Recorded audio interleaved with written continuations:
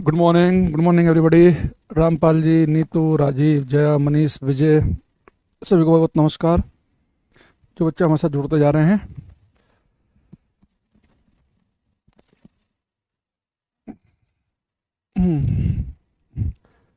Prince, Nitish, रूपा, Rajesh, very good morning.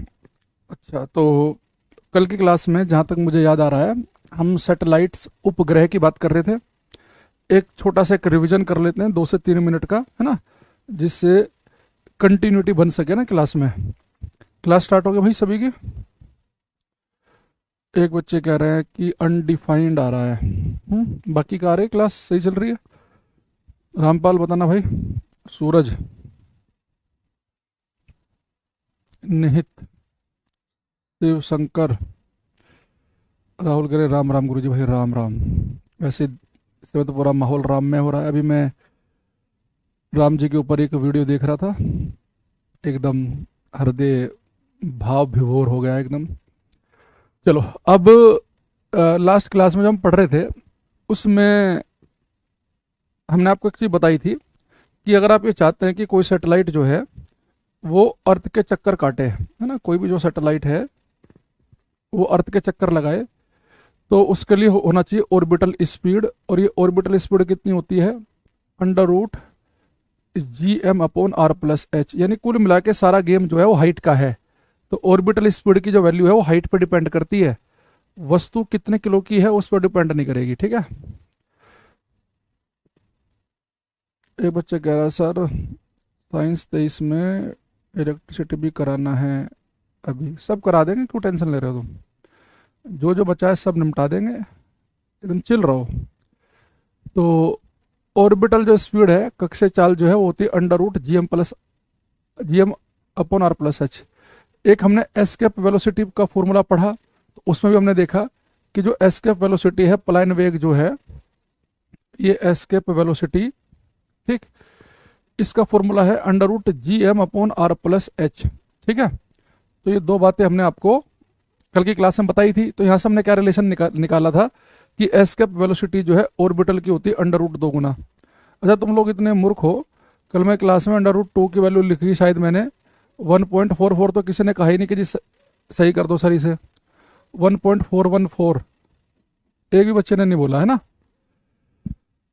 तो escape velocity जो होती है वो ऑर्बिटल की होती है √2 गुना। तो हमने कहा था अगर हम अर्थ के ठीक, अगर हम हाइट 0 ले ले, अर्थ के ठीक ऊपर कोई सैटेलाइट घुमाना हो, तो उसके लिए ऑर्बिटल स्पीड होती है 7.9 किलोमीटर पर सेकंड, और एस्केप वेलोसिटी होती है 11.2 किलोमीटर पर सेकंड, है ना। तो ये सारी बातें आपको याद आ रही होंगी। बस याद रखना, यूनिट के चक्कर में गलत मत कर देना। 11.2 के आगे याद रखना है किलोमीटर पर सेकंड, और ऑर्बिटल भी क्या है? 7.9 किलोमीटर पर सेकंड। ठीक, ये कुछ बातें हमने पढ़ी थी। अब हम आगे चलेंगे। हाँ, एनडीए वाले बिल्कुल पढ़ो भाई। अब थोड़ा सा हम आगे की तरफ बढ़ रहे हैं। अब एक बात समझना है यहाँ पे, अगर मैं आपको थोड़ा सा आपके ज्ञान के लिए बताऊं, जैसे हमारे पास में ये धरती माता है, ठीक है,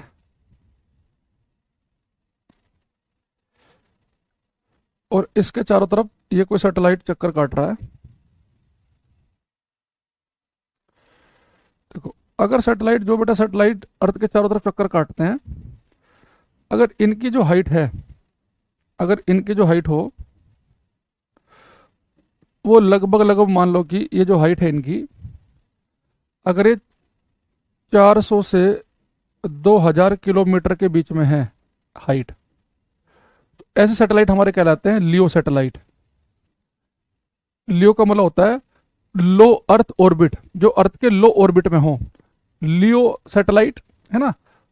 इनकी हाइट जनरली रहती है 400 से 2000 किलोमीटर के बीच में। मान लो कोई 450 किलोमीटर पे, कोई 600 पे, कोई 500 पे, लगभग लगभग इतने के आसपास रहेगी। ठीक। अब मान लो कि बेटा कोई सैटेलाइट जो है, एक होते हैं हमारे पास में, एक कैटेगरी होती है हमारे पास में मियो सैटेलाइट की। मियो, तो मियो सैटेलाइट वो होते हैं, ये मैं यहाँ पे मियो लिख देता हूँ मैं, ये लियो सैटेलाइट है, ये 400 से 2000 किलोमीटर के आसपास रहेंगे। और ये जो मियो सैटेलाइट होते हैं, इनकी हाइट होती है बेटा 2000 से 35,000 किलोमीटर के बीच में। ये हमारे पास है मियो, मिड अर्थ ऑर्बिट, यानी कि ये अर्थ के लो ऑर्बिट में है, ये मिड ऑर्बिट में है। तो जो 2000 से 400 से 2000, यहाँ पे वाइट से लिख देता हूँ मैं ताकि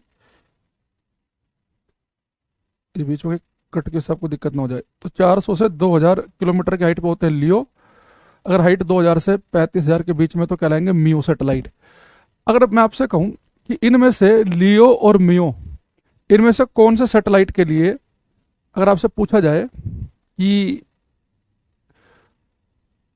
द क्लास इज स्टक, एक बच्चा बोल रहा है क्लास अटक रही है क्या? हाँ यार, क्या तो सही रहे हो तुम लोग। कुछ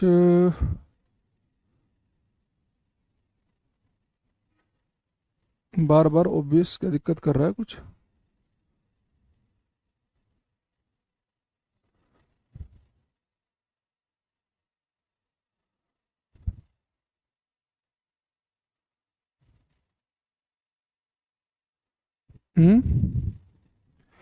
'बफरिंग' हो रही है।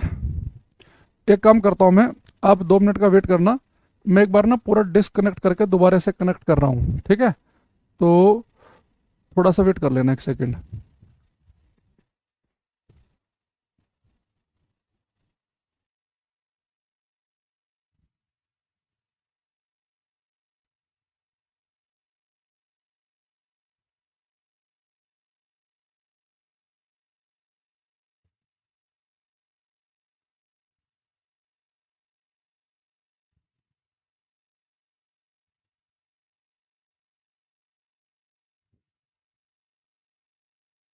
देखना भाई, अभी स्टार्ट होएगा, जैसे आपकी क्लास स्टार्ट हो तो मुझे बताना।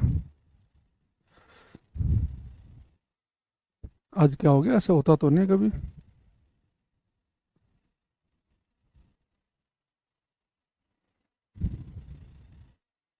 1 सेकेंड रुको। हम्म, क्या नाम है, क्लास नहीं चल रही है?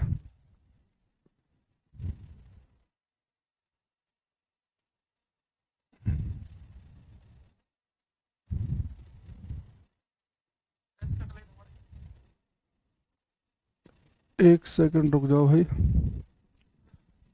वन।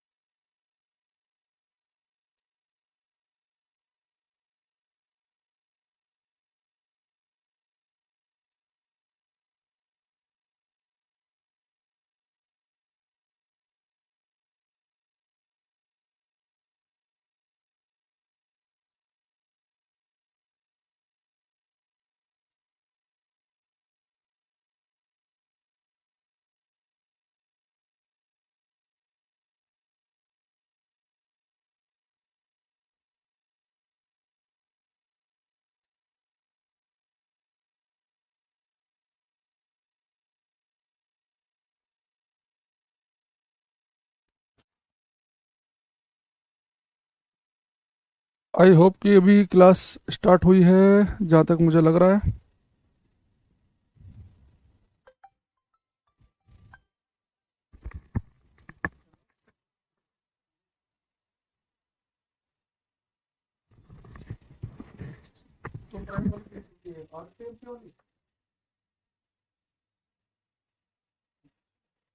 जो पहले वाली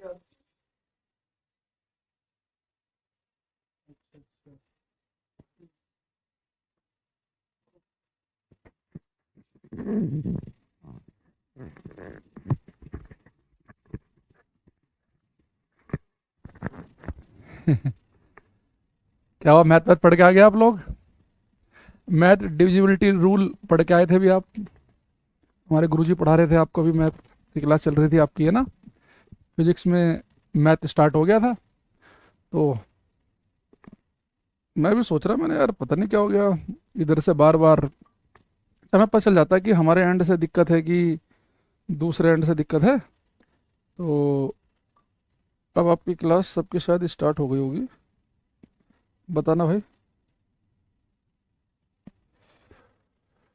सब ठीक है? हम्म, अब ठीक है। प्रिंस कह रहे हैं मनोज कोई नहीं, क्योंकि ना बहुत सारे बच्चे ना बार बार क्लास को कट कर रहे होंगे, ऑन कर रहे होंगे, तो हम 1-2 मिनट का समय ले लेते हैं। तो इलेक्ट्रॉनिक फिजिक्स कब से होगा? इलेक्ट्रॉनिक्स तो होगा ही नहीं भाई। इलेक्ट्रॉनिक जो है वो किसी एक आध पेपर में ही आता है, सब में नहीं आता electronic. Durga Prasad ji, Hussain, Nirmal, Mubassir, Arif, everything is fine. चलो देखो, अभी मैं आपको क्या बता रहा था, जब ये आपकी क्लास कट हुई, मैं एक बार दोबारा से बता देता हूँ, क्योंकि मैं भी खुद अपनी क्लास को देख रहा था उस समय कि क्या इशू आ रहा है। तो यहाँ पे आके आपकी क्लास रुक गई थी, इस पॉइंट पे आके, कि भाई अगर आप कोई सैटेलाइट जो है अर्थ के चारों तरफ चक्कर लगा रहा है, और इस सैटेलाइट की मैंने आपको कहा था कि अगर हाइट 400 से 2000 किलोमीटर के बीच में, तो लियो सैटेलाइट कहलाएगा। यहाँ तक तो चल रहा था ना वीडियो में? अच्छा, फिर मैं आपसे बोल रहा था कि अगर ऐसा हो कि अगर कोई सैटेलाइट जो है बेटा अर्थ के चक्कर लगा रहा है, ठीक है, और ये सैटेलाइट जो है अगर इसकी ये कितनी हाइट पे चक्कर लगा रहा है, ये अर्थ के सरफेस से चक्कर लगा रहा है 2000 से 35,000 किलोमीटर के बीच की हाइट में। तो इस अगर किसी सैटेलाइट की हाइट 2000 से 35,000 किलोमीटर के बीच में है, तो हमारा म्यू सैटेलाइट कहलाता है वो मिड अर्थ ऑर्बिट सैटेलाइट। तो लियो की आपको दिख गया कम है हाइट, 400 से 2000 है, क्योंकि ये अर्थ के लो ऑर्बिट में है, और ये म्यू की ज़्यादा अर्थ के मिड ऑर्बिट में है, 2000 से 35,000 के बीच में। तो अगर मैं आपसे पूछूं कि जो लियो सैटेलाइट हैं और म्यू सैटेलाइट जो हैं, अगर इनमें हम कंपेरिजन करें कि इन दोनों में ज़्यादा ऑर्बिटल स्पीड, ज़्यादा कक्षीय चाल किसकी होगी, तो आप किसकी बताएंगे? आप कहेंगे सर आपने आते हमें रिवीजन में बताया कि जो ऑर्बिटल स्पीड होती है वो हाइट बढ़ने के साथ में घटती है, यानी कि जो ये लियो सैटेलाइट हैं अगर आपको इन्हें घुमाना है, तो इन्हें घुमाने के लिए आपको ज़्यादा स्पीड से घुमाना पड़ेगा। इनके लिए ऑर्बिटल स्पीड की वैल्यू कैसी होगी? ज़्यादा। तो इनके लिए बेटा लगभग लगभग रहती है 7.5 किलोमीटर पर सेकंड के आसपास। भाई आपको सोचो, अगर सैटेलाइट ठीक अर्थ के ऊपर घुमाना था तो कल हमने पढ़ा था कि 7.9 चाहिए। जैसे जैसे हाइट बढ़ेगी, तो जो ये 400 से 2000 किलोमीटर की हाइट पे है, तो इसका काम कम से ही चल जाएगा, तो लगभग लगभग 7.5 रहती है। ये जो म्यू ऑर्बिट रहते हैं, इनकी इनकी हाइट और ज़्यादा है, तो इनका काम जो है, इनकी जो ऑर्बिटल स्पीड है उसका काम 4.5 की स्पीड से ही चल जाएगा, 4.5 से ही, ठीक है। तो म्यू ऑर्बिट जो है इनके लिए इतने से काम बन जाएगा। अभी थोड़ा सा हम इसमें काम और करें, ये मैं यहाँ पे इसका भी कलर चेंज कर देता हूँ। ये है म्यू ऑर्बिट। एक होता है बेटा हमारे पास में जियो ऑर्बिट।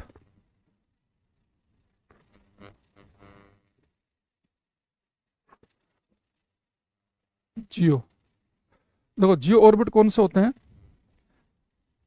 जियो ऑर्बिट वो हैं, इसे कहाँ पे लिखें हम, थोड़ा सा एडजस्ट करना पड़ेगा, इसे यहाँ लिख देता हूँ। देखो जो जियो ऑर्बिट होते हैं भाई, जियो, ये जियो ऑर्बिट है हमारा, इनका पूरा नाम होता है जियो स्टेशनरी। ये हमारे पास होते हैं भू स्थिर उपग्रह। अब इनके बारे में हम डिटेल में बात करेंगे।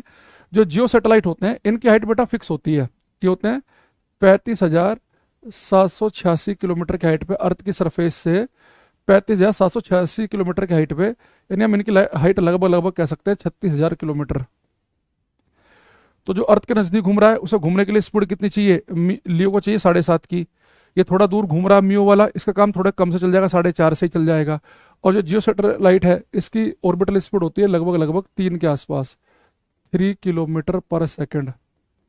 तो जियो सैटेलाइट जो है इनकी हाइट फिक्स होती है, ये धरती से एक फिक्स हाइट पर होते हैं 35,786 किलोमीटर की हाइट पर, और इनकी जो ऑर्बिटल स्पीड है वह है 3 किलोमीटर पर सेकेंड की।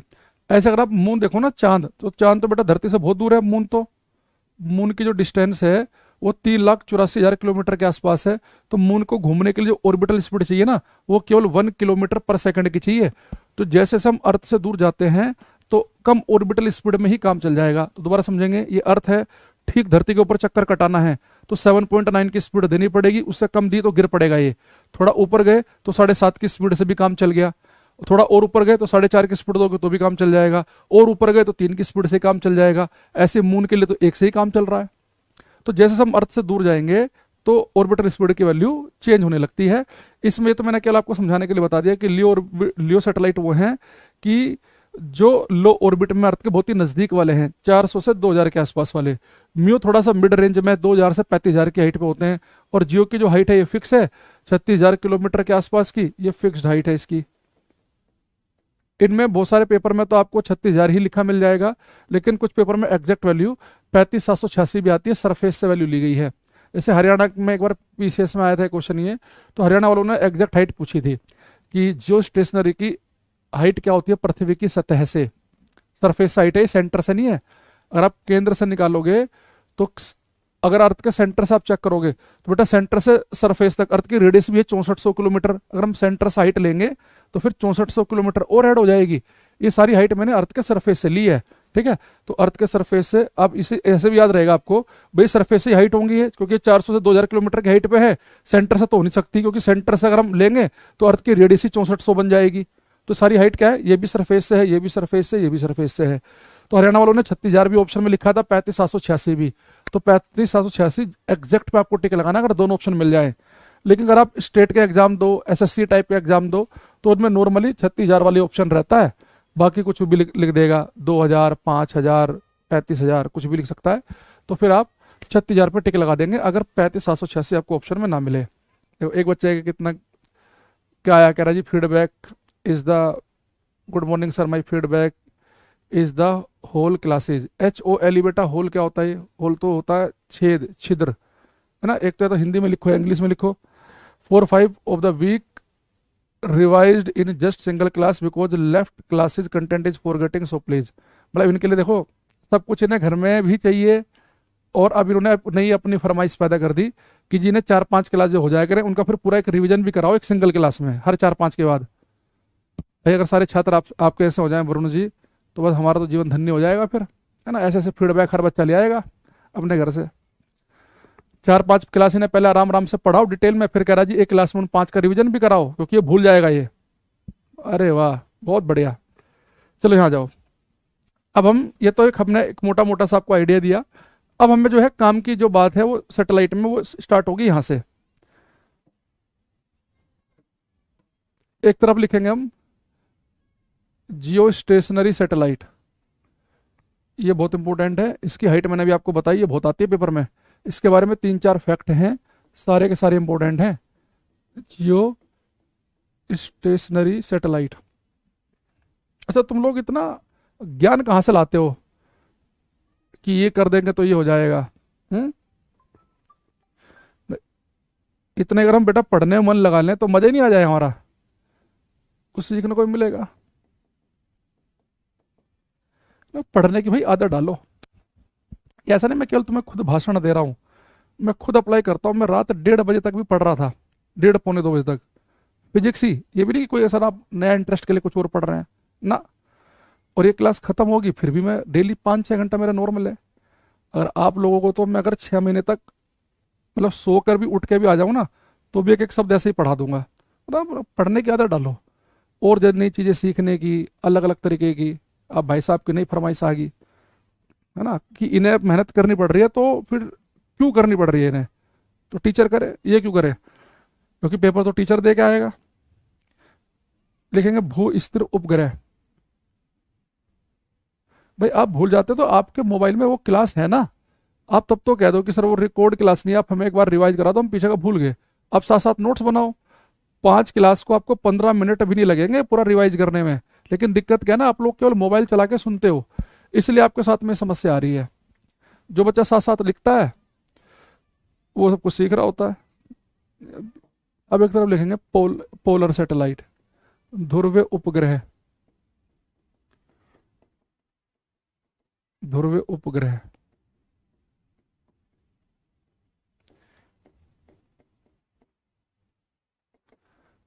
पोलर सैटेलाइट्स, ध्रुवीय उपग्रह। ठीक, पोलर। अब ये बेटा देखो, सबसे पहले इस पे आना, ये सैटेलाइट आपको चिल्ला के कह रहा है कि मैं वो सैटेलाइट हूं, मैं वो उपग्रह हूं। जियो का मतलब होता है अर्थ, पृथ्वी, भूमि। तो वो सैटेलाइट, वो उपग्रह जो भूमि से देखने पर, वो सैटेलाइट जो भूमि से देखने पर हमेशा स्टेशनरी, स्थिर दिखे, उसे हम कहेंगे भू स्थिर उपग्रह। यानी भू स्थिर उपग्रह होते हैं जब भी आप इन्हें, अगर मान लो आपने टेलीस्कोप लगा रखा अपनी छत पे और आपने टेलीस्कोप से देखा, ये सैटेलाइट आपको किसी एक पॉइंट पे दिखा और आपको घर वालों ने आवाज लगा दी, हाँ भाई नीचे आ, सिलेंडर लगा दे।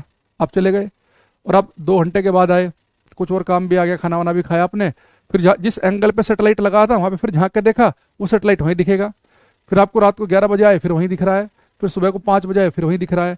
तो वो सैटेलाइट जो आपको अर्थ से देखने पर हमेशा स्थिर दिखे, एक ही जगह टंगा हुआ दिखे, बिल्कुल एक फिक्स्ड पॉइंट की तरह दिखे, उसे हम कहते हैं जियो स्टेशनरी सैटेलाइट। अब आप कहेंगे सर ये जियो स्टेशनरी सैटेलाइट जो है, आप तो कह रहे थे सैटेलाइट तो वो होते हैं जो किसी प्लेनेट के ग्रह के चक्कर काटें, तो जियो स्टेशनरी सैटेलाइट अगर अर्थ के चक्कर काट रहा है तो इसकी तो लोकेशन बदलनी चाहिए, फिर हमें एक ही जगह क्यों दिख रहा है? देखो ये एक जगह हमें एक कंडीशन में दिख सकता है कैसे। अगर मैं आपसे कहूं ये 2 ट्रेन हैं, कुछ यात्री इसमें बैठे हैं, कुछ इसमें बैठे हैं, दोनों ट्रेनों के यात्री ये चाहते हैं कि हम हमेशा एक दूसरे की नजरों के सामने बने रहें। तो ऐसा कब हो सकता है? ऐसा तब हो सकता है कि अगर ये ट्रेन इस डायरेक्शन में जाए तो ये भी इसी में जाए। अगर ये 50 किलोमीटर पर घंटे की रफ्तार से चले तो ये भी 50 से ही चले। तो अगर 2 ट्रेन सेम डायरेक्शन में सेम स्पीड से एक साथ चलना शुरू हो तो लगातार उसके अंदर के यात्री एक दूसरे की नजरों के सामने बने रहेंगे। यानी कहने का बात यह है कि जो काम पहली ट्रेन कर रही है, एग्जैक्ट वही काम मुझे दूसरी ट्रेन से कराना है। ना स्पीड में फर्क आए, ना डायरेक्शन में फर्क आए, बिल्कुल सब कुछ एक एक साथ करो तो बिल्कुल इनके अंदर के यात्री बिल्कुल एक दूसरे की नजरों के सामने बने रहेंगे। अगर ट्रेनें बहुत नजदीक नजदीक हैं, आप मान लो कि ट्रेन पे इधर बैठे हैं गेट के पास, मतलब अंदर बैठना है, पैर बाहर नहीं निकालने, और एक उधर बैठा है, तो आप लगातार 4 घंटे तक बात भी कर सकते हो, बिल्कुल एग्जैक्ट आप एक दूसरे की नजरों के सामने बने हुए हो। तो बस मेरा काम हो गया।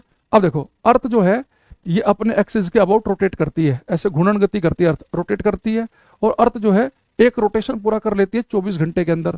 तो जो सैटेलाइट इसके चारों तरफ चक्कर काट रहा है, तो जो सैटेलाइट धरती के चारों तरफ चक्कर काट रहा है, अगर वो भी एक चक्कर 24 घंटे में ही पूरा करे तो अर्थ के साथ साथ चल रहा है। वजह से अर्थ जितना आगे बढ़ी, सैटेलाइट भी अर्थ के साथ साथ उतना ही आगे बढ़ा, फिर अर्थ घूम रही है, ये भी साथ साथ चल रहा है।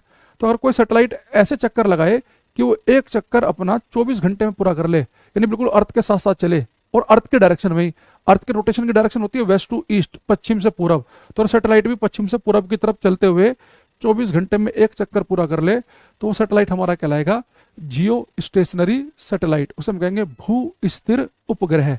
तो यहाँ पे लिखेंगे हम कि जो भू स्थिर उपग्रह होते हैं इनके चक्कर लगाने का सेंस क्या है, तरीका क्या है? ये चक्कर लगाते हैं वेस्ट से ईस्ट की तरफ को, पश्चिम से पूरब की तरफ, वेस्ट टू ईस्ट, पश्चिम से पूरब, ठीक है।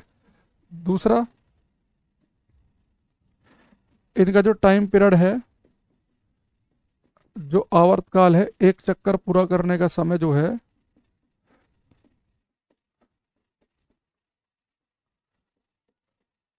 वो होता है 24 आवर्स,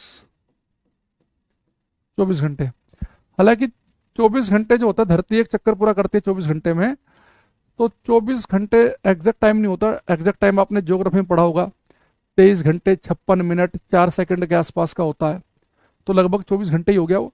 तो इनका टाइम पीरियड होता है लगभग 24 घंटे, एक चक्कर पूरा करते हैं ये, और चक्कर लगाते हैं पश्चिम से पूरब की तरफ। सबसे इंपॉर्टेंट है इसकी हाइट।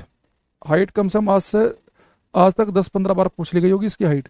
तो इसकी जो हाइट है वो है लगभग 36,000 किलोमीटर की हाइट। अगर हम एग्जैक्ट पे जाएंगे तो 35,786 किलोमीटर। ठीक है, ये एग्जैक्ट है। और ये जो हाइट मैंने यहाँ पे लिखी है, ये याद रखना, ये सरफेस से है, ये सरफेस से। अगर पेपर में सेंटर से बोल देगा, सेंटर से अगर यहाँ से बोलेगा तो फिर क्या होगा, ये सेंटर से लेके यहाँ तक अर्थ के रेडियस भी जुड़ जाएगी। तो सेंटर से पूछेगा तो 36,000 में 6400 और जोड़ दोगे आप, यानी कि 42,400 हो जाएगी फिर। ठीक है, तो ये हाइट याद रखेंगे। मैं यहाँ पर डायग्राम में इसलिए दिखा देता हूँ आपको कि जो हमने एच लिया है, ये जो एच लिया है, ये सरफेस हाइट है ये। ठीक। अच्छा, इनकी ऑर्बिटल स्पीड कक्षा चाल कितनी होती है? इनकी स्पीड होती है लगभग लगभग 3 किलोमीटर पर सेकंड की। ठीक, 3 किलोमीटर पर सेकंड। तो सारे फैक्ट याद कर लेंगे। पश्चिम से पूरब की तरफ को चक्कर काटते हैं, ये भी पेपर में आया है। एक चक्कर पूरा काटने में लगभग 24 घंटे का समय लगता है। और इनकी ऑर्बिटल स्पीड जो है, धरती के चक्कर काट रहे हैं 3 किलोमीटर पर सेकंड की स्पीड से। और इसके अलावा ये वेस्ट से ईस्ट की तरफ को चक्कर काटते हैं। इनका हम यूज कहाँ करते हैं? ये सैटेलाइट जनरली यूज किए जाते हैं कम्युनिकेशन में, दूर संचार में। जैसे आप कम्युनिकेशन सैटेलाइट हैं, दूर संचार उपग्रह, तो यहाँ से जो रेडियो सिग्नल आते हैं वो सब जो स्टेशनरी सैटेलाइट के थ्रू आते हैं। तो कम्युनिकेशन सैटेलाइट, दूर संचार वगैरह में इनका यूज हम करते हैं। ठीक है, तो ये सारी चीज़ आपको याद रखनी है। अच्छा, पोलर सैटेलाइट जो है ना, एक स्टूडेंट के लिए बड़ा बेहतरीन है। आपको इसे बड़ा धन्यवाद बोलना चाहिए। क्यों? क्योंकि आपको ना तो इसकी हाइट याद करनी, ना आपको इसका टाइम पीरियड याद करना, क्योंकि इनकी हाइट फिक्स नहीं है। हाँ, ये अर्थ के नज़दीक वाले होते हैं, जनरली होते हैं लियो सैटेलाइट, जो 400 से 2000 किलोमीटर की बीच वाली हाइट वाले हैं। इसमें क्या होता है, जो पोलर सैटेलाइट होते हैं, एक तो पोल को पास करते हुए घूमते हैं, ये पोल को पास करते हुए। ठीक, तो मान लो कि ऐसे पोल को पास कर रहे हैं, नॉर्थ पोल से साउथ पोल की तरफ को घूम रहे हैं, ऐसे चक्कर काट रहे हैं। अब इनकी हाइट फिक्स नहीं है। मान लो आपने छोड़ दिया 450 किलोमीटर की हाइट पे, तो अलग टाइम में चक्कर पूरा होगा।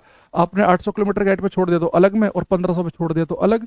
तो अलग अलग हाइट के लिए टाइम पीरियड फिर अलग अलग बनेगा ना भाई। कोई फिक्स हाइट तो है नहीं कि वो फिक्स हाइट पे घूम रहे हैं, तो फिर तो हम निकाल लेंगे भाई कितना, हम चेक कर लेंगे भाई कितने टाइम में इसने चक्कर पूरा किया। लेकिन यहाँ पे हाइट और टाइम पीरियड फिक्स नहीं है। हाँ, अगर मैं हाइट लगभग लगभग जीरो ले लूँ, यानी मैं उस सैटेलाइट को ले लूँ जो ठीक अर्थ के ऊपर चक्कर काट रहा हो, तो उसे एक चक्कर पूरा करने में, फैक्ट याद रखना, अगर कोई सैटेलाइट ठीक अर्थ के ऊपर चक्कर लगाए तो उसकी ऑर्बिटल स्पीड तो आपने याद करी रखी है 7.9 किलोमीटर पर सेकंड की। तो जो सैटेलाइट ठीक अर्थ के ऊपर चक्कर काट रहा होता है, उसे एक चक्कर पूरा करने में समय लगता है 84.6 मिनट का।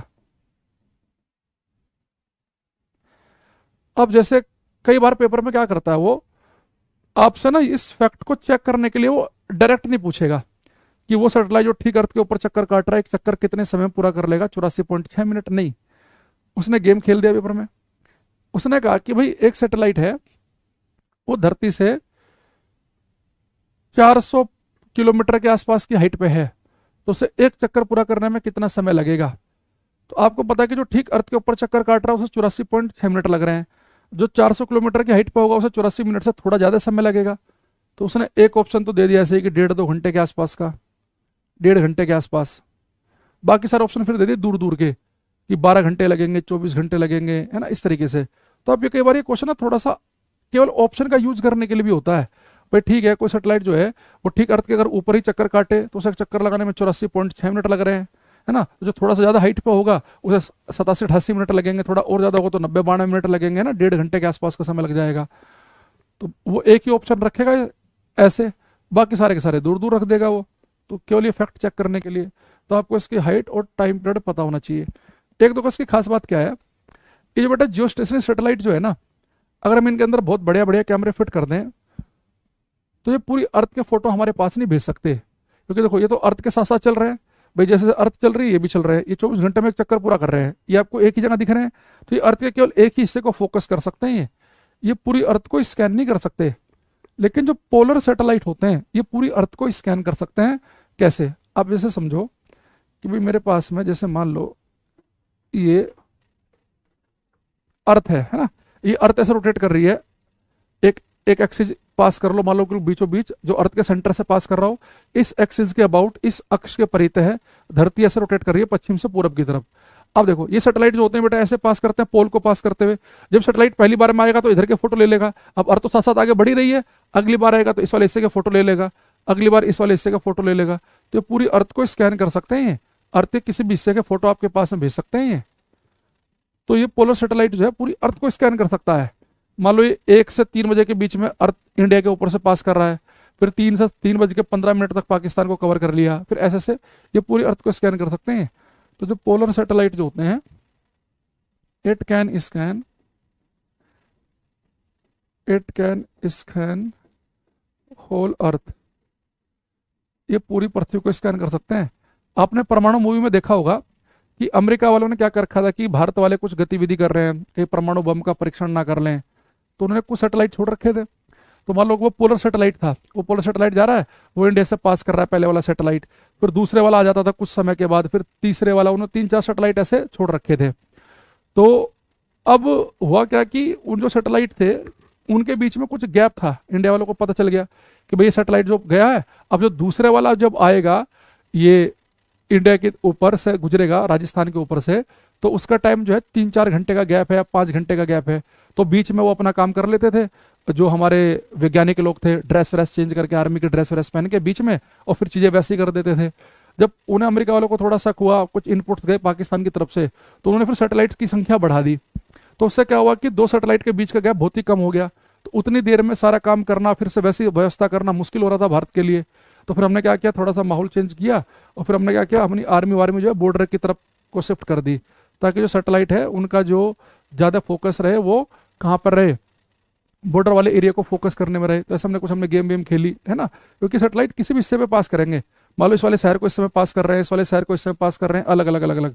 तो उन्होंने ऐसे सैटेलाइट्स कर रखे थे पहले कि बीच में ऐसा कर दिया कि 2 सैटेलाइट जो शहर से ऊपर से गुजर रहे थे उनके बीच में जो गैप था वो बहुत ही कम कर दिया था। तो उसका ध्यान भटकाने के लिए फिर हमने क्या किया कि वो फिर बाद में कुछ थोड़ा बॉर्डर पे गतिविधि बढ़ाई ताकि उनके ध्यान यहाँ से हटे। वो आपने देखा होगा पोखरण मूवी अगर आपने देखी है। तो ये पूरी अर्थ को स्कैन कर सकते हैं, यानी कि हम इनका यूज जासूसी में कर सकते हैं। तो ये स्पाइंग सैटेलाइट होते हैं, जासूसी उपग्रह, किसी दूसरे कंट्री की जासूसी करने में।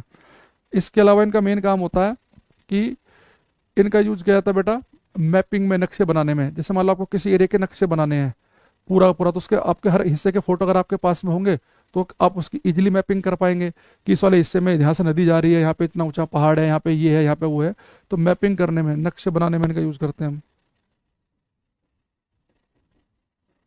मैपिंग, नक्शे बनाने में इनका यूज किया जाता है, मैपिंग करने में।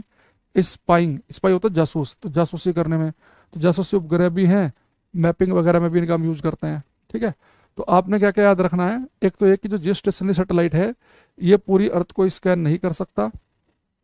पूरी अर्थ को स्कैन कौन कर सकता है, ये कर सकता है हमारा polar satellite. It can scan whole earth, पूरी अर्थ को स्कैन कर लेगा। 84.6 मिनट में एक चक्कर अगर ये पूरा कर लेगा, अगर हाइट लगभग लगभग 0 हो। अदरवाइज अलग अलग हाइट के लिए टाइम पीरियड अलग अलग होते हैं जो कि हमें याद नहीं करने हैं। ठीक, और इसके 3-4 फैक्ट आपको ध्यान रखने हैं। तो इसमें अगर आपको बहुत ही कम पढ़ना हो तो आप जियो स्टेशनरी के 3 पॉइंट याद रख सकते हैं कि उसकी हाइट होती है 36,000 किलोमीटर के आसपास की, और दूसरा कि वो 24 घंटे में एक चक्कर लगाता है वेस्ट से ईस्ट की तरफ को घूमते हुए। ये 3 पॉइंट ध्यान रखने हैं। पोलर में एक ही ध्यान रखना है कि ये पूरी अर्थ को स्कैन कर सकता है। बस ये 2-3 पॉइंट याद रख लेंगे। अब लिखेंगे हम एक बटा क्वेश्चन आता है। ये क्वेश्चन हम 2 जगह पढ़ते हैं, एक इलेक्ट्रिसिटी में भी पढ़ते हैं क्वेश्चन हम, और एक यहाँ पे भी पढ़ते हैं। अगर कोई आपसे पूछ ले कि भाई जो सैटेलाइट अर्थ के चारों तरफ चक्कर काट रहा है, जो सैटेलाइट पृथ्वी के चारों तरफ चक्कर लगा रहा है, इसकी टोटल एनर्जी, कुल ऊर्जा कितनी होती है, तो आप कितने बताएंगे। वो सैटेलाइट जो पृथ्वी के चारों तरफ चक्कर लगाता है, इसकी टोटल एनर्जी पॉजिटिव है, नेगेटिव है कि 0 है, ये आपको बताना है। पॉजिटिव, नेगेटिव कि 0, सब आंसर देंगे इसका। अर्थ के चारों तरफ चक्कर लगा रहे सैटेलाइट की टोटल एनर्जी, कुल ऊर्जा कितनी होती है।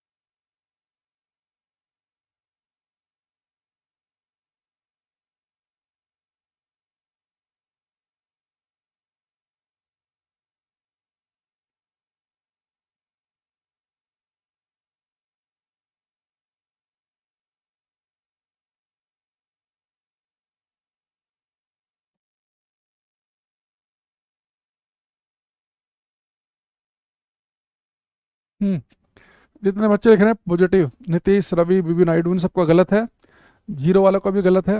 बेटा एक बहुत ही फेमस फैक्ट है फिजिक्स में ये, अगर कोई भी चीज बाउंडेड है, बंधी हुई है, एक ही पाथ को फॉलो करे, जैसे कि एमओ भाई सबके कमेंट आ रहे हैं, भाव को मतवा करो अब हर क्लास में ना। अब देखो सैटेलाइट अर्थ के चक्कर काट रहा है, ये बेटा सैटेलाइट बाउंडेड है, बंधा हुआ है। तो अगर कोई चीज बाउंडेड हो, फ्री ना हो, अपने मन से कहीं भी इधर उधर ना भाग पाए, वही सैटेलाइट जो है अर्थ की ग्रेविटी से बंधा हुआ है, तो अगर कोई चीज बंधी हुई है, बाउंडेड है, तो बाउंडेड स्टेट की एनर्जी हमेशा नेगेटिव होती है। यही चीज मैं आपको इलेक्ट्रिसिटी में या तो पढ़ा चुका हूं या पढ़ाऊंगा आगे, कि देखो जो इलेक्ट्रॉन न्यूक्लियस के चारों तरफ चक्कर काटता है, भाई वो इलेक्ट्रॉन भी तो बंधा हुआ है, न्यूक्लियस के चारों तरफ चक्कर काट रहा है, तो इसकी जो टोटल एनर्जी होगी वो भी क्या होगी, नेगेटिव। तो बाउंडेड स्टेट की एनर्जी नेगेटिव होती है, तो वो सैटेलाइट जो पृथ्वी के चक्कर काट रहा है उसकी टोटल एनर्जी, कुल ऊर्जा ऋणात्मक होती है, नेगेटिव। यहां पे लिखेंगे हम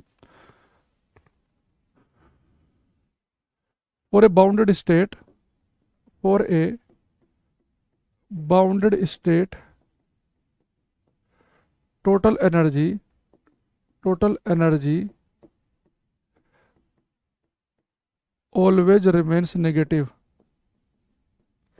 किसी बंधी हुई अवस्था के लिए, किसी बंधी हुई अवस्था के लिए कुल ऊर्जा हमेशा ऋणात्मक होती है। किसी बंधी हुई, बंधी हुई अवस्था के लिए, अवस्था के लिए, के लिए, के लिए कुल ऊर्जा हमेशा ऋणात्मक होती है। For a bounded state total energy always remains negative. For example total energy, total energy of a satellite, total energy of a satellite which is revolving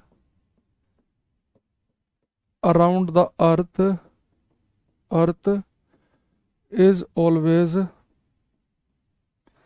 negative।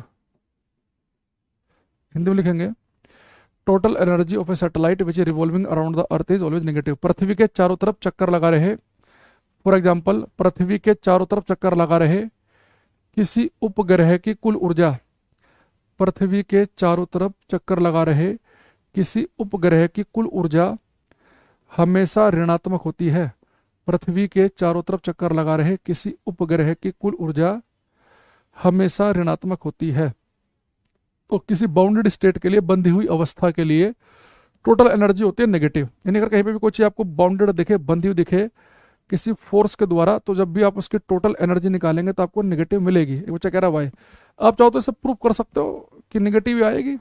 यहाँ देख लो, चाहे अगर आपका मन करे, इसे मान लो कि हमारे पास में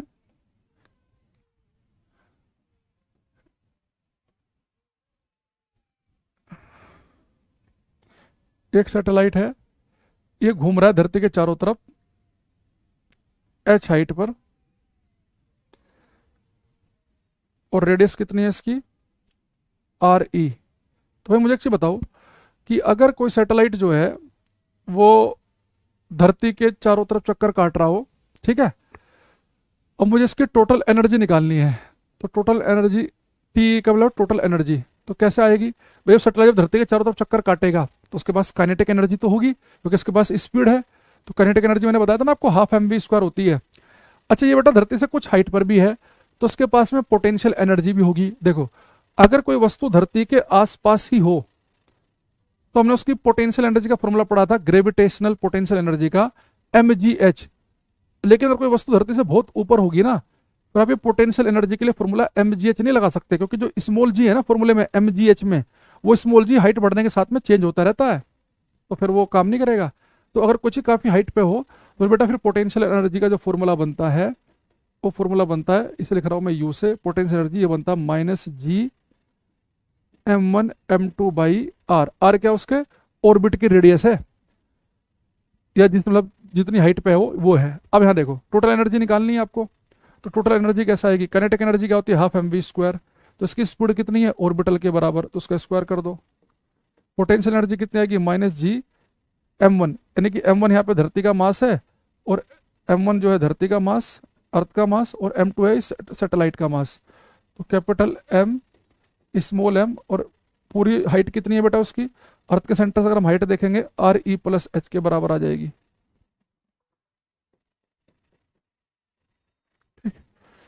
अब आप ये सोल्व कर लो। ½ m, ऑर्बिटल स्पीड का फॉर्मूला मैंने आपको क्या लिखवाया था, √Gm/RE+H, ये लिखवाया था ना ऑर्बिटल का फॉर्मूला। एस्केप वेलोसिटी में 2 भी आ जाता है, ऑर्बिटल का स्क्वायर, तो यहाँ पे स्क्वायर कर दो, ये प्लस माइनस माइनस हो जाएगा, -Gmm/RE+H, ये स्क्वायर से रूट कट जाएगा, तो ये बन जाएगा 1/2m Gm/RE+H, ये आया Gmm/RE+H। ध्यान देखना, ये GMM RE+H, ये पूरा माइनस का है, आधा प्लस का है, तो सोल्व करेंगे तो -½ Gmm/RE+H आ गया है। तो अगर आप यहाँ देखें, जब मैंने पूरा सोल्व किया, इस मनोज के चक्कर में डेरिवेशन करना पड़ गया मुझे, कि जब मैंने पूरा सोल्व किया कि वो सैटेलाइट जो धरती के चक्कर काट रहा है, उस सैटेलाइट की जब हमने टोटल एनर्जी निकाली, तो टोटल एनर्जी कितनी आई हमारे पास में, -½ Gmm/RE+H। तो टोटल जो एनर्जी है वो सैटेलाइट जो धरती के चारों तरफ चक्कर काट रहा है, अगर किसी उसकी टोटल एनर्जी कैसे आई, नेगेटिव। तो जब भी जितने भी केस हमारे पास हैं, चाहे आपने 12th क्लास में हाइड्रोजन एटम में जो इलेक्ट्रॉन चक्कर काट रहा है उसकी टोटल एनर्जी पढ़ी हो आपने, तो आपको ध्यान अगर हो कि जो इलेक्ट्रॉन चक्कर काट रहा है, हाइड्रोजन एटम की बात कर रहा हूँ मैं, उसकी टोटल एनर्जी आपने पढ़ी होगी -13.6/n² इलेक्ट्रॉन वोल्ट में पढ़ा था आपने ये। तो वहां पे भी देखो टोटल एनर्जी क्या आई थी आपकी, नेगेटिव आई थी, अगर किसी बच्चे को याद हो। तो इलेक्ट्रॉन जो न्यूक्लियस के चारों तरफ चक्कर काट रहा हाइड्रोजन एटम में, उसकी टोटल एनर्जी नेगेटिव थी। तो हर बाउंडेड स्टेट के लिए टोटल एनर्जी क्या आती है, नेगेटिव। तो ऐसे अगर आप यहाँ देखें, वो सैटेलाइट जो धरती के चक्कर काट रहा है उसकी टोटल एनर्जी नेगेटिव है, और नेगेटिव एनर्जी, अगर ये टोटल एनर्जी की बात कर रहा हूँ मैं, याद रखना टोटल एनर्जी नेगेटिव हो सकती है।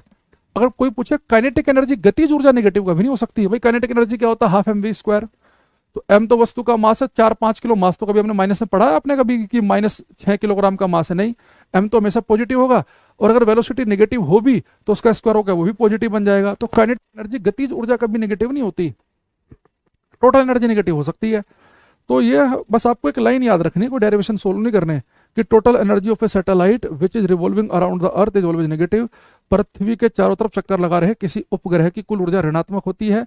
और उसके पीछे हमने वजह बताई, क्योंकि बाउंडेड जो स्टेट होती है फिजिक्स में, उनके बताने के लिए, उन्हें ध्यान रखने के लिए, जब भी मुझे किसी बाउंडेड स्टेट के बारे में बताना पड़े तो उसकी एनर्जी हम नेगेटिव में बताएंगे। तो अगर मैं आपके पास बोल दूं कि भाई एक पार्टिकल है, उसकी टोटल एनर्जी, कुल ऊर्जा है -300 जूल, तो टोटल एनर्जी है 300 जूल। माइनस का मतलब है कि वो जिस पार्टिकल की एनर्जी 300 जूल बताई गई है वो एक बाउंडेड पार्टिकल है, वो फ्री पार्टिकल नहीं है। अगर मैं इस सैटेलाइट की एनर्जी अगर बेटा 0 भी कर दूं ना, 0, तो ये तुरंत क्या करेगा, ये इस बात को फॉलो कर रहा था ना, इस बात को तुरंत फॉलो करना बंद कर देगा। यानी अगर मैं किसी ऑब्जेक्ट को एस्केप वेलोसिटी दे दूं, पलायन वेग दे दूं, तो पलायन वेग में तो वस्तु पलायन कर जाती है, फिर तो बाउंड रहती नहीं है वो। तो अगर मैं इसे ऑर्बिटल की जगह अगर मैं इसे एस्केप वेलोसिटी दे दूंगा ना, पलायन वेग दे दूंगा, तो उसकी टोटल एनर्जी 0 आ जाएगी। तो टोटल एनर्जी 0 भी हो जाए तो भी फिर बाउंडेड स्टेट नहीं बचती। तो नेगेटिव, अगर एनर्जी नेगेटिव होगी तभी बाउंडेड स्टेट होगी। अगर आप चाहो तो चेक कर सकते हैं, अगर मैं इस ऑर्बिटल स्पीड की जगह अगर मैं यहाँ पे एस्केप वेलोसिटी रख दूं, यानी कि मैंने वस्तु को पलायन वेग दे दिया, फिर देखना क्या होगा, फिर यहाँ पे पलायन वेग के फॉर्मूले में अंदर 2 भी आएगा। जब आप क्या करेंगे, पूरा सोल्व करेंगे तो रूट से ये स्क्वायर हट जाएगा, तो फिर यहाँ पे 2 भी आएगा, तो 2 से कट जाएगा 2, तो क्या बचेगा, ये Gmm/RE+H, और ये भी क्या है, Gmm/RE+H, उतना ही माइनस उतना ही प्लस, टोटल एनर्जी तुरंत क्या होगी, नेगेटिव। टोटल एनर्जी होगी नेगेटिव, और ऑब्जेक्ट को हमने दे रखा है पलायन वेग, एस्केप वेलोसिटी, वो तो एस्केप कर जाएगा, फिर थोड़े ना बाउंड रहेगा वो। तो टोटल एनर्जी अगर 0 भी हो जाए तब भी बाउंडेड नहीं है। तो बाउंडेड केवल तभी तक होता है पार्टिकल जब तो उसके पास नेगेटिव एनर्जी है। 0 एनर्जी देख लो, 0 एनर्जी कब बन रही है, एस्केप वेलोसिटी देते ही 0 बन रही है। अगर हम एस्केप से ज्यादा दे देंगे वेलोसिटी, फिर तो टोटल एनर्जी पॉजिटिव आएगी, और फिर एस्केप से ज्यादा दे दोगे फिर तो भागा भागा जा ही रहा है, फिर तो वो जो एस्केप पर ही एस्केप कर गया, एस्केप वेलोसिटी ज्यादा दोगे फिर तो एस्केप करेगा ही। तो ये नेगेटिव एनर्जी केवल कब तक बनी हुई है, जब तक हम एस्केप वेलोसिटी तक नहीं पहुंचे हैं, यानी जब तक हमने पार्टिकल को बाउंड कर रखा है। जैसे एस्केप दिया, वो तुरंत जीरो हो गई, यानी कि वो बाउंडेड रहा ही नहीं है। इसलिए मैं कह रहा हूँ कि टोटल एनर्जी जो है वो क्या रहती है, नेगेटिव। ऐसे हाइड्रोजन एटम में होता है। तो मान लो कोई हाइड्रोजन एटम में है, वो जैसे ये मैंने कहा था उसकी टोटल एनर्जी होगी -13.6 upon N square electron volt. यहाँ पे एन है कि वो किस ऑर्बिट में घूम रहा है। जैसे मान लो कि ये कोई इलेक्ट्रॉन है, ये न्यूक्लियस के चारों तरफ अलग अलग ऑर्बिट होते हैं ना, तो मान लो कि अभी हमारा जो इलेक्ट्रॉन है वो किसके अंदर है, वो ग्राउंड स्टेट में है। तो ग्राउंड स्टेट का होता है कि एन की वैल्यू 1, तो यानी इसकी टोटल एनर्जी कितनी है, -13.6 इलेक्ट्रॉन वोल्ट। अगर आप इसे इस इलेक्ट्रॉन को +13.6 इलेक्ट्रॉन वोल्ट की एनर्जी दे देंगे इसे इलेक्ट्रॉन को, तो उसकी टोटल एनर्जी हो जाएगी जीरो, और तुरंत ये बाहर निकल जाएगा और आपको एटम आयोनाइज हो जाएगा, आयन बन जाएगा, ये इलेक्ट्रॉन को लूज कर देगा क्योंकि टोटल एनर्जी जीरो हो गई। अब वो इलेक्ट्रॉन बाउंड नहीं है, बाहर निकल गया। ठीक है, इतनी एक्सप्लेनेशन आई होप की काफ़ी है। बाकी जिन बच्चों को परम ज्ञान की प्राप्ति नहीं करनी है वो केवल इतना याद रखेंगे, किसी बंधी अवस्था के लिए कुल ऊर्जा हमेशा ऋणात्मक होती है, क्योंकि ये एनर्जी निगेटिव आई केवल तब तक रही है जब तक कि हमने इसे ऑर्बिटल स्पीड दे रखी है। अगर हम एस्केप को हमने छू लिया, एस्केप वेलोसिटी हमने इसे दे दी, तो टोटल एनर्जी जीरो, और जीरो होती है एस्केप दे रखी है तो भाग जाएगा। ठीक, चलो आगे बात समझ में। तो अब एक बार मैं आपको, अगर आपको इस चैप्टर की 5 लाइनें आती हैं सैटेलाइट में, तो आपका चैप्टर पढ़ना सफल है। फिर मैं नेक्स्ट चैप्टर की तरफ आ रहा हूँ। ठीक है, तो 5 लाइन देखो कौन कौन सी आपको आनी चाहिए। पहली, आपको पता होना चाहिए कि अगर किसी वस्तु को अर्थ के सरफेस से भगाना है तो एस्केप वेलोसिटी सबको पता है 11.2 किलोमीटर पर सेकंड है। पर इंपॉर्टेंट क्या है कि एस्केप वेलोसिटी जो है ये वस्तु के मास पर डिपेंड नहीं करती है। धरती से चूहा भगाना हो, हाथी भगाना हो, बंदर भगाना हो, शेर भगाना हो, सबके लिए एस्केप वेलोसिटी 11.2। ठीक, अगला क्वेश्चन आपको क्या पता होना चाहिए कि जो जियो स्टेशनरी सैटेलाइट हैं, भूस्थिर उपग्रह हैं, इनका जो टाइम पीरियड है चक्कर लगाने का समय है वो 24 घंटे है, और हाइट इनकी 36,000 किलोमीटर की है। ये एक साथ याद रखेंगे। तीसरा आपको ध्यान क्या रखना है कि वो सैटेलाइट जो अर्थ के चक्कर काट रहा है उसकी टोटल एनर्जी नेगेटिव होती है। अगर जीरो भी हो जाए तो भी बाउंडेड नहीं रहेगा। ठीक है, सैटेलाइट चक्कर काट रहा है तो बाउंडेड है, तो एनर्जी कैसी होनी चाहिए उसकी, नेगेटिव। इसके अलावा हमने आपको एक क्वेश्चन इसमें क्या पढ़ाया कि ऑर्बिटल में और एस्केप वेलोसिटी में क्या संबंध है। एस्केप वेलोसिटी ऑर्बिटल की √2 गुना होती है। एक बात आपको ये ध्यान रखनी है। ठीक, एक कोई आपसे पूछ ले कि भैया बताओ कि वो कौन सैटेलाइट है जो पूरी अर्थ को स्कैन कर सकता है, तो उसका नाम क्या है, पोलर सैटेलाइट। ये धरती के नज़दीक वाला होता है, और जो स्टेशनरी एक दूर होता है 35,786 किलोमीटर की हाइट पे, वो बाउंडेड रहता है। तो जो मैंने 5 लाइनें बोली, ये आपको क्लियर है कि नहीं, ये पहले मुझे बताओ यहाँ तक का सब बच्चे। पांचों में से जब मैं बोल रहा था, क्या मेरे बोलने से पहले पहले आपके दिमाग में आंसर आ रहा था कि नहीं, या किसी पॉइंट में दिक्कत हो तो बताना मुझे।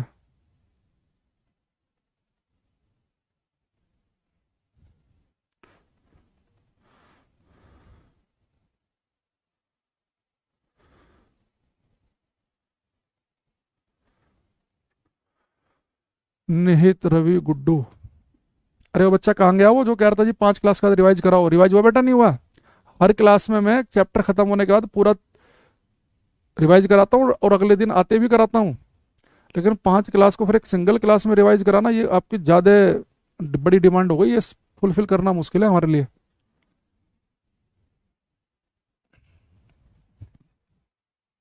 हम्म, सही है, कोई डाउट आउट नहीं किसी बच्चे का? बढ़िया, तुम तो समझदार बच्चे हो भाई। मैं कुछ चीज़ क्वेश्चन देख रहा था।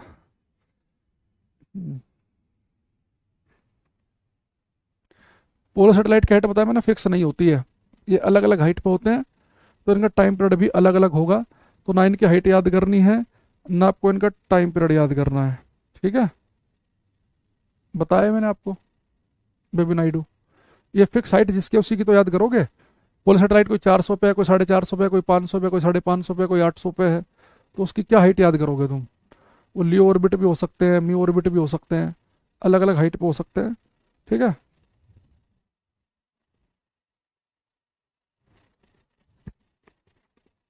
देखो अब हम यहाँ पे लिखेंगे क्लास में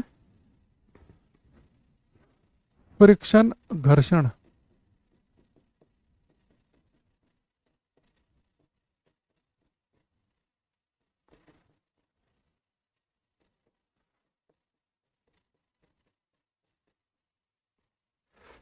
सबसे पहले आपने देखो क्या ध्यान रखना है। तो फ्रिक्शन जो है, घर्षण बल जो है, सिंक्रोनाइजेशन होता है किसी का, सिंक्रोनाइज करते बिल्कुल साथ साथ चलना। जियो स्टेशनरी में जियो सिंक्रोनाइज भी होते हैं, और उसकी हमें जरूरत नहीं है हमारे लेवल पर, इसलिए मैंने जिक्र नहीं किया उसका जानबूझ के। ठीक है। देखो, अब ये मेरा हाथ है, और यहाँ पे मैं मार्कर ले रहा हूँ। अब देखो, ये मार्कर जब इसके ऊपर रगड़ेगा, आगे बढ़ेगा, स्लाइड करेगा इसके ऊपर, है ना, फिसलेगा, तो इसके ऊपर क्या लगेगा, फ्रिक्शन लगेगा, घर्षण लगेगा मेरे हाथ और इसके बीच में, मार्कर के बीच में। लेकिन मैं बोल दूं कि मार्कर अभी यहाँ पर है, और मैं आपसे बोलूं कि इस मार्कर में मेरे हाथ का कितना घर्षण है, आप बोलोगे ये तो कॉन्टैक्ट में नहीं है, संपर्क में नहीं है, तो हाथ का फ्रिक्शन कैसे लग जाएगा। भाई कोई वस्तु फर्श पे चल रही होगी, जमीन पर रगड़ खा के आगे चल रही होगी, तभी तो उसके ऊपर घर्षण फ्रिक्शन लगेगा। जो रगड़ खा ही नहीं रही है, जो उस जमीन के ऊपर वो है ही नहीं, आपने रखा उस पर, टेबल पर रखा है, चला उसे, आप टेबल पर रहे हो और कह रहे हो जमीन कितना घर्षण लगाएगी। तो फ्रिक्शन केवल तभी पिक्चर में आता है जब दो वस्तुएं कॉन्टैक्ट में होती हैं, संपर्क में होती हैं। तो लिखेंगे फ्रिक्शन क्या है, it is a type of contact force, यानी कॉन्टैक्ट में होना जरूरी है। It is a type of contact force, यह एक संपर्क बल है। कॉन्टैक्ट फोर्स यानी कि संपर्क बल। It is a type of contact force, यह एक संपर्क बल है। ठीक। अच्छा जी, आप कहोगे बहुत बढ़िया, कॉन्टैक्ट फोर्स है, संपर्क बल है। जैसे अगर आपसे कोई कहे कि क्या ग्रेविटेशनल फोर्स, गुरुत्वाकर्षण बल कॉन्टैक्ट फोर्स है, बिल्कुल नहीं है। भाई धरती ये रही, इसके चारों तो सैटेलाइट चक्कर काट रहा है अर्थ की ग्रेविटी की वजह से, उससे ग्रेविटेशनल फोर्स की वजह से, क्या धरती और सैटेलाइट आपस में संपर्क में, कॉन्टैक्ट में नहीं है? तो जो गुरुत्वाकर्षण बल है वो कॉन्टैक्ट फोर्स नहीं है। ऐसे में आपसे बोल दूं कि जो मैग्नेटिक फोर्स कॉन्टैक्ट फोर्स होते हैं, नहीं, दो मैग्नेट दूर दूर है तभी उनके अंदर आपको खिंचाव दिखाई देता है, तो क्या मैग्नेटिक फोर्स कॉन्टैक्ट फोर्स है? नहीं है। दो चार्ज पार्टिकल दूर दूर रखे हैं, दोनों पॉजिटिव है तो रिपेल कर रहे हैं, नेगेटिव है तो अट्रैक्ट कर रहे हैं, या इलेक्ट्रॉन न्यूक्लियस के चार तो चक्कर काट रहा है, दूर दूर है पर अट्रैक्शन है उनके बीच में, तो क्या वो कॉन्टैक्ट फोर्स है? नहीं। तो कॉन्टैक्ट फोर्स में घर्षण फ्रिक्शन इसका बड़ा अच्छा एग्जाम्पल है। या एयर ड्रैग, है ना, वायु का घर्षण, जब कोई वस्तु एयर में चलेगी तो एयर फ्रिक्शन भी काम करता है, तो वो जो एयर ड्रैग है, वो वायु का जो घर्षण है वो भी तो एयर फ्रिक्शन ही है।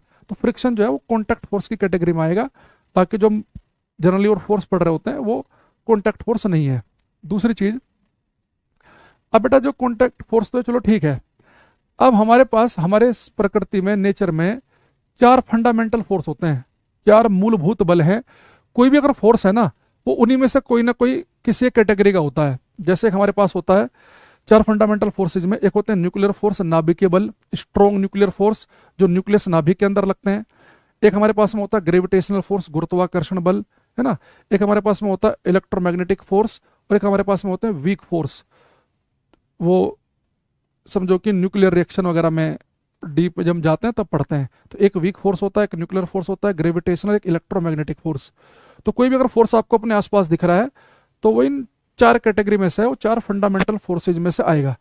तो पेपर में पूछता है कि जो फ्रिक्शन फोर्स है ये कौन सा फोर्स है, ये न्यूक्लियर फोर्स नाभिकीय बल है, या वीक फोर्स है दुर्बल बल है, या फिर ये ग्रेविटेशनल फोर्स है कि इलेक्ट्रोमैग्नेटिक फोर्स है। तो ये बेटा ये किस में आएगा, friction is an electromagnetic force in nature, यह वैद्युत चुंबकीय बल है। आप हो गया, आप कैसी बातें कर रहे हो, इलेक्ट्रोमैग्नेटिक फोर्स तो, वैद्युत चुंबकीय बल तो वहां लगते हैं चार्ज हो। देखो जब दो चीजें आपस में रगड़ खाती है ना, रगड़ खाती है, तो उनके बीच में रगड़ से बेटा चार्ज ही क्रिएट हो जाता है। वो चार्ज ही क्या करता है, उसकी वजह से ही उनके बीच में फोर्स लग रहे होते हैं, कि जो चार्ज क्रिएट हुआ दोनों बॉडी के ऊपर, वो एक दूसरे को अट्रैक्ट कर रहे हैं, तो बॉडी को आगे खिसकने नहीं दे रहे। तो ये इलेक्ट्रोमैग्नेटिक फोर्स है नेचर में। अगर ये क्वेश्चन आ जाए कि फ्रिक्शनल फोर्स को किस कैटेगरी में डाला जाए, तो बहुत सारे बच्चे इलेक्ट्रोमैग्नेटिक को तो उससे पहले ऑप्शन से बाहर निकालेंगे, तो लिखेंगे friction force, friction force is electromagnetic force in nature. घर्षण बल की प्रकृति वैद्युत चुंबकीय बल की है। घर्षण बल की प्रकृति वैद्युत चुंबकीय बल की है।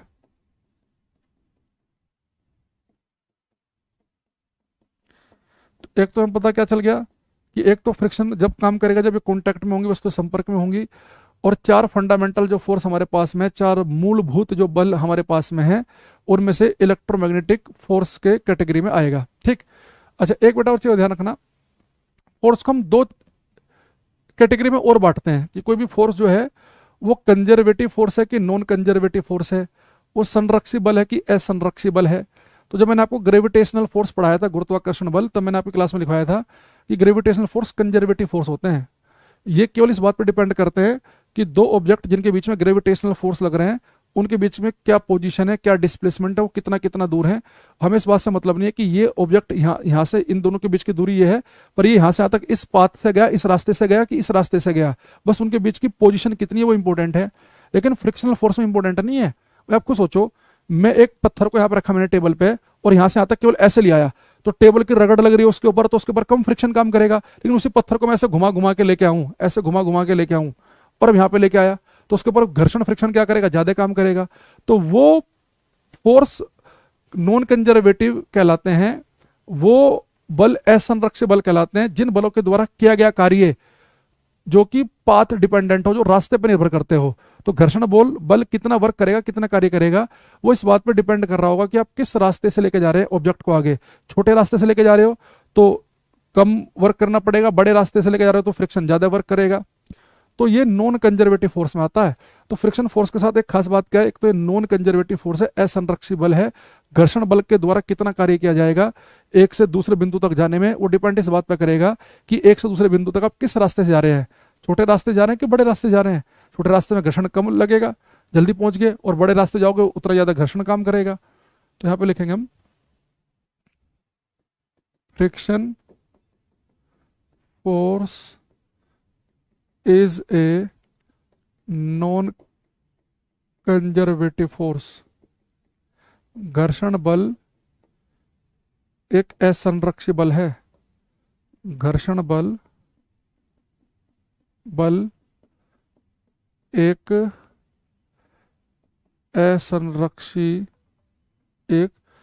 असंरक्षी बल है। तो फ्रिक्शन फोर्स कितनी कैटेगरी में आ गया, कॉन्टैक्ट फोर्स भी है, ये नॉन कंजर्वेटिव भी है। कॉन्टैक्ट क्यों है, क्योंकि कॉन्टैक्ट में जब होंगी चीज तभी काम करेगा। नॉन कंजर्वेटिव क्यों है ये, क्योंकि अगर किसी बल के द्वारा किया गया कार्य वर्क डन बाय फोर्स अगर वो पाथ डिपेंडेंट हो तो फोर्स नॉन कंजर्वेटिव फोर्स हमारे कहलाते हैं। तो यह इसके द्वारा किया गया कार्य इस बात पर निर्भर करेगा कि वस्तु को आप किस रास्ते से लेके जा रहे हो, तो इसलिए नॉन कंजर्वेटिव फोर्स की कैटेगरी में भी आ गया। और एक मैंने कहा कि चार फंडामेंटल फोर्सेज में से अगर हम इसे चेक करेंगे किस कैटेगरी में आएगा, तो इलेक्ट्रोमैग्नेटिक फोर्स की कैटेगरी में आएगा। ये तीनों बातें आपको घर्षण के बारे में याद रखनी है घर्षण पढ़ने से पहले। तो ये तो हो गया इसका। अब थोड़ा बढ़ते हैं आगे। अब यहाँ पे एक चीज बताओ, ये मेरे पास में एक टेबल है और इस टेबल के ऊपर बेटा मैं एक यहाँ पे एक किताब रखने वाला हूं। मैं इस टेबल के ऊपर, ये बुक है हमारे पास एक में एक, ठीक। और इस बुक का जैसे ये तो यहाँ पे आपको ऐसे दिख रही है, पर बुक तो ऐसे होगी ना, कुछ चौड़ाई होगी ना बुक की। मैं इस बुक को इस टेबल के ऊपर रखने वाला हूँ, ठीक है। तो इस बुक का जो एरिया है वो है, टोटल एरिया जो है इस बुक का वो है, मान लो कि आपका 30 सेंटीमीटर स्क्वायर। टोटल जो एरिया है वो 30 सेंटीमीटर स्क्वायर मान लो बुक का। तो बेटा मैं इस बुक को इस टेबल के ऊपर रखूंगा, इस बुक को इस टेबल के ऊपर रखा जाएगा।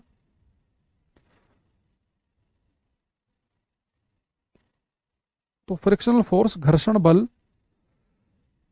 क्या ये टोटल एरिया है बुक का, भाई जब बुक को मैं इस पर रखूंगा तो बुक का कितना एरिया है 30 सेंटीमीटर स्क्वायर, वो टेबल को टच करेगा। तो क्या जो फ्रिक्शनल फोर्स जो है, ये जो बुक जब इसके ऊपर रखी जाएगी, क्या इसके टोटल एरिया पे, इसका जो आपको जो एरिया आपको मैंने बताया बाहर से, ये जो एरिया 30 सेंटीमीटर स्क्वायर है, क्या फ्रिक्शनल फोर्स इस एरिया पर डिपेंड करेगा? आप कहेंगे नहीं। जो आपको बाहर से दिख रहा है ना, ये किताब का एरिया दिख रहा है 30 सेंटीमीटर स्क्वायर, और आपने इसे टेबल पर रखा, तो बेटा फ्रिक्शनल फोर्स जो है ना, जो आपको बाहर से एरिया दिख रहा है, इसे हम कहते हैं वर्चुअल एरिया, आभासी क्षेत्रफल।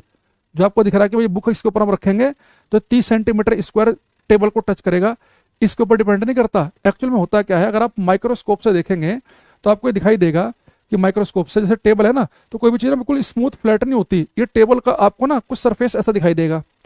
इसके ऊपर आप जो बुक रखोगे, ये जो आपने किताब ये ली, ये किताब को जब माइक्रोस्कोप से देखोगे आप, तो ये किताब जो है ना, इसका भी ये बेटा जो इससे भी कुछ ऐसे टेढ़ी मेढ़ी दिखाई देगी आपको ऐसे। जब इस बुक को आप यहाँ पे रखोगे तो यानी कि एक्चुअल में जो एरिया कॉन्टैक्ट में आएगा वो तो केवल इतना ही एरिया कॉन्टैक्ट में आ रहा है। यहाँ पे पॉइंट टच कर रहा है, यहाँ पे टच कर रहा है, यहाँ पे टच कर रहा है, यहाँ पे और यहाँ पे, इतना इसे तो टच कर ही नहीं रहा है। यानी हमें लग तो क्या रहा है कि बुक का एरिया 30 सेंटीमीटर स्क्वायर है, लेकिन जब बुक टेबल के ऊपर रखी जा रही है, हो सकता है कि जो टचिंग कर रहे हैं आपस में वो एरिया केवल 5 सेंटीमीटर स्क्वायर ही हो। तो फ्रिक्शनल फोर्स केवल जो एरिया एक्चुअल में कॉन्टैक्ट में है उस पर डिपेंड करता है। वर्चुअल एरिया जो पूरा का पूरा आपको दिख रहा है बाहर से, उस पर डिपेंड नहीं करता। आप इसके लिए काम करो, अपने दोनों हाथों को लो और ऐसे जोड़ो आपस में, और आप फील करेंगे जब अपने हाथों को ऐसे जोड़ते हैं आपस में, तो क्या पूरा का पूरा ये एरिया इस पे ऊपर टच कर रहा होता? नहीं, यहाँ से हमारा हाथ उठा हुआ होता है, ये वाला ऐसा टच कर रहा है, यहाँ पे टच कर रहा है, तो बीच में दोनों हथेली अंदर की तरफ रहती है, थोड़ा गैप बनता है ना। ऐसे ऐसे मैं उंगलियों को मिला रहा हूँ, देखो उंगलियों को यहाँ से उंगली टच कर रही है, तो बीच में बहुत सारा जो हिस्सा होता है, ये दोनों उंगली देखो, इनके बीच में बहुत सारा गैप भी है।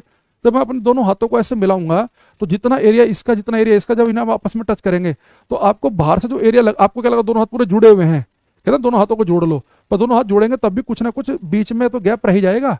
तो फ्रिक्शनल फोर्स वर्चुअल एरिया कितना कॉन्टैक्ट में उस पर डिपेंड नहीं करता, वो डिपेंड करता है कि एक्चुअल एरिया कितना कॉन्टैक्ट में है। तो आपका बेटा मान लो कि यहाँ पे वर्चुअल एरिया जो था वो 30 सेंटीमीटर स्क्वायर का था, लेकिन जब आप इसका वर्चुअल एरिया निकालेंगे वो हो सकता है कि माइनस केवल 6 सेंटीमीटर स्क्वायर ही हो। तो फ्रिक्शन फोर्स को केवल इससे मतलब है, क्या पे लिखेंगे हम, फ्रिक्शन फोर्स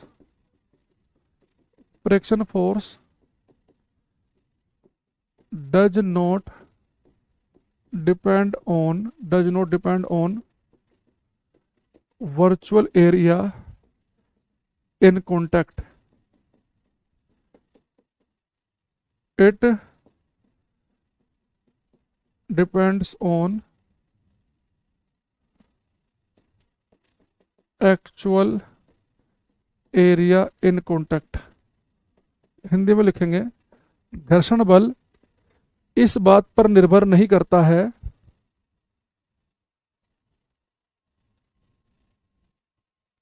घर्षण इस बात पर निर्भर नहीं करता है कि आभासी क्षेत्रफल,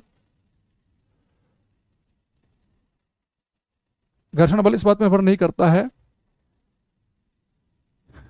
कि आभासी क्षेत्रफल कितना संपर्क में है, यह केवल वास्तविक क्षेत्रफल जो संपर्क में है उस पर निर्भर करता है।